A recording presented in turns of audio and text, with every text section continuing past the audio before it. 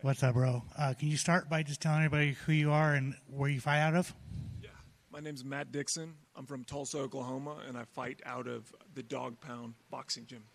My question to you is, you fought on Contender Series. Obviously, it didn't go your way, but where the hell have you been? So a lot happened, actually. I had started my own business right before I had gotten onto the Contender Series. And during COVID, that started to take off a little bit.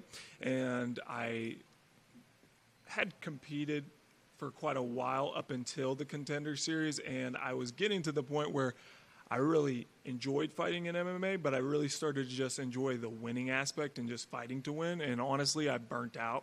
And, it probably was 2.5 years. And then I came back. I had really had a good amount of time off to remember why I got into this sport in the first place and fell right back in love with it. And ever since then, I just have been eager to compete.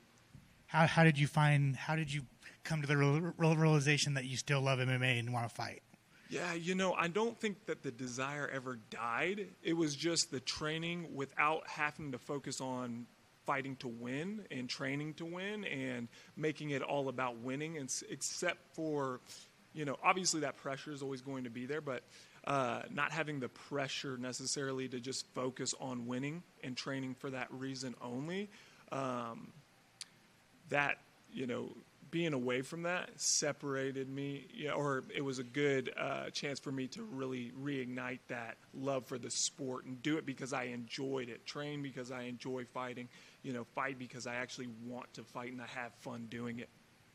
So obviously you went through the Contender Series. You got that pressure off your back. Yep. Now you're going into another thing that has pressure with it. Do you feel like you're kind of built for it now because you lost on the biggest stage, technically, right? Do you feel like you're right for TUF? Oh yeah, absolutely. So much happened, from that experience. Honestly, I felt like I was winning that fight and just gassed out in the second round. I've learned how to pace myself. I've learned so much about myself over the years. I got married. I have a child now, and I'm a completely different person now, and I just feel like this competition is tailor-made for me. Good luck. Thank you. Prefer Matt? Yes. Okay. They got you listed as Matthew, but your bio is Matt. Just want to make sure we put you as the name that you... Appreciate that. Coaches, both of them have great histories and stories between them. What do you think the differences of the coaching styles, and would you be happy with either one? Yeah, absolutely. They're both studs. These guys have been a part of some of the most iconic moments in UFC history.